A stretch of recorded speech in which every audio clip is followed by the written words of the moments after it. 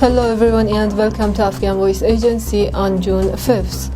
The review of Imam Khomeini's thought is the title of the webinar launched by a number of Iranian and Afghan diplomats, religious and military figures, as well as political activists, which was held by the Afghan Voice Agency in Kabul.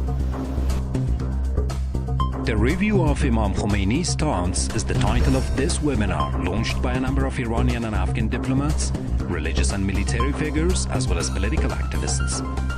As they say, the late Imam Khomeini's movement collected the Islamic awakening and resistance in the Muslim world and revived human dignity as well. The Islamic revolution of Iran led by Imam Khomeini was in fact the starting point of the Islamic awakening in the Muslim world. It also sent this clear message to the entire world that Muslims want an independent identity based on their own indigenous resources and won't live under the oppression any longer.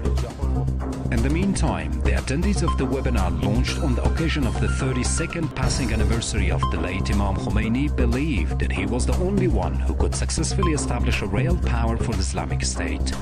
The late Imam Khomeini established a real powerful Islamic State which has stood against the oppression since more than 40 years ago. It has also taken some long strides in boosting the independence of the Islamic societies. Apart from political elites or other well-known figures and circles, local Afghans also highly respect Imam Khomeini.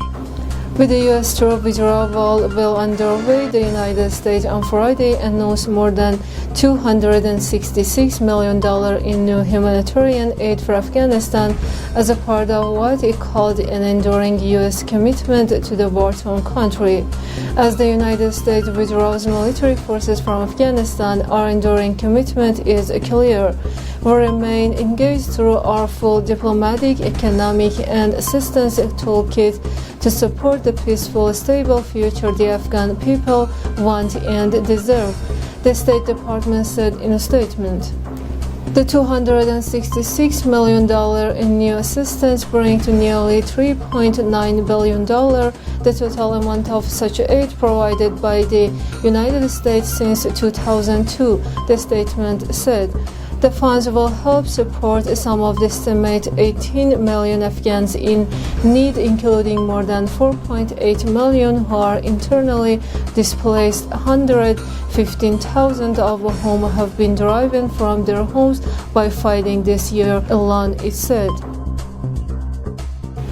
Minister of Foreign Affairs Mohammad Hanif Atmar underscored the need for emergency health support in an video contact with the Afghan ambassador and the consul generals to the neighboring and regional countries and directors general of the political divisions in Ministry of Foreign Affairs. Minister Atmar instructed all Afghan diplomatic and consular missions and directors of the political divisions to contact all host countries, international organization and foreign mission in Kabul and coordinate promote supply of oxygen and other health services.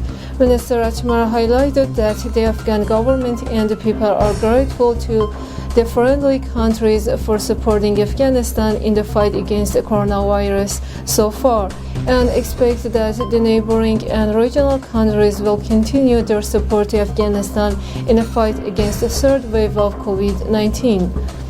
Noting the requirements of the health services sector in Afghanistan, Minister Atmar said that Afghanistan needed oxygen machinery to produce oxygen, tanker trucks, and cylinders to transport oxygen.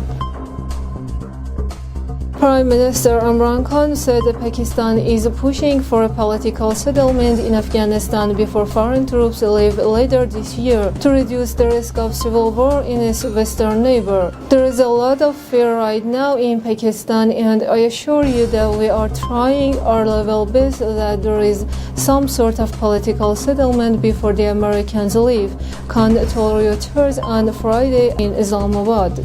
Since the moment the Americans gave a date of when they were going to leave Afghanistan, the Taliban felt they have won the war, Khan said, adding that it was not going to be easy to get a concession from the Taliban after the U.S. decision.